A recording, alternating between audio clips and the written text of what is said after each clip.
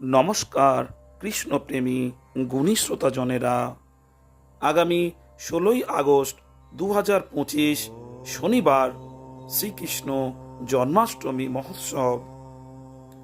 শ্রোতাজন, ভাদ্র মাসের কৃষ্ণপক্ষ অষ্টমী তিথি রোহিণী নক্ষত্রে মধ্যরাত্রিতে স্বয়ং সর্বোচ্চ পরমেশ্বর ভগবান শ্রীকৃষ্ণ আবির্ভূত হন মথুরার কারাগারে মহাভাগিনী দেবকীর গর্ভে, মহাভাগ বসুদেবের গৃহে।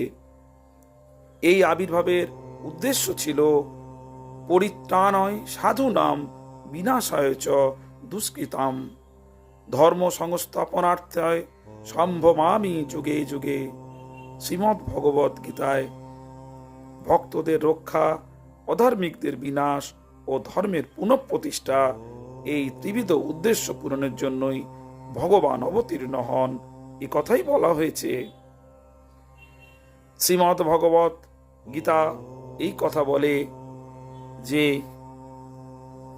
সত্যং বিধাতুম নিজ ভৃত্য ভাষিতং ব্যাপ্তং চ ভূতেষু অহিতং চ ভীষণম সম্ভবায়মাসু তত ভৃগস্যুত যদা বভুব মহিদ্বৈত নাশন।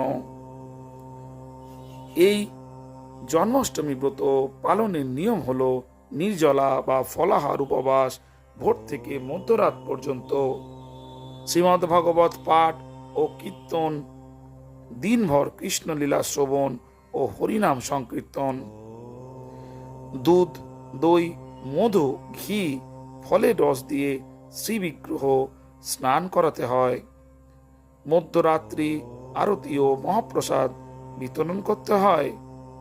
পরের দিন নন্দ উৎসব অর্থাৎ নন্দ মহারাজের আনন্দ উৎসব। শ্রোতাজন, হরে কৃষ্ণ কৃষ্ণ কৃষ্ণ হরে হরে, হরে রাম রাম রাম হরে হরে। এই স্তুতির মধ্য দিয়ে ভগবান কৃষ্ণকে আমাদের হৃদয়ে দৃঢ়ভাবে ধরে রাখা যায়। আমাদের কলিযুগ থেকে মুক্তি পেতে গেলে ভগবান শ্রীকৃষ্ণের আরাধনা করতে হয়। শ্রোতাজন, জন্মাষ্টমী পালন করুন এবং ভগবানের বন্দনা করুন। আর অবশ্যই কৃষ্ণ কথা শুনতে এই চ্যানেলটিকে লাইক ও সাবস্ক্রাইব করতে ভুলবেন না। নমস্কার।